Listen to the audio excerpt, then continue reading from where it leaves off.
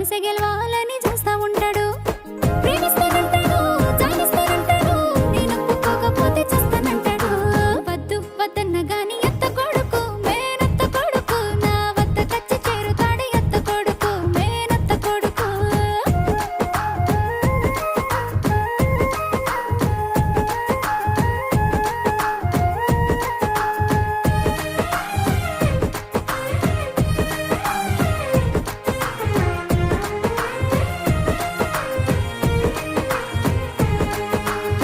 అద్దుమరా తీరి కళ్ళకొస్తాడు, నా నిద్దుర పాడు చేస్తా ఉంటాడు.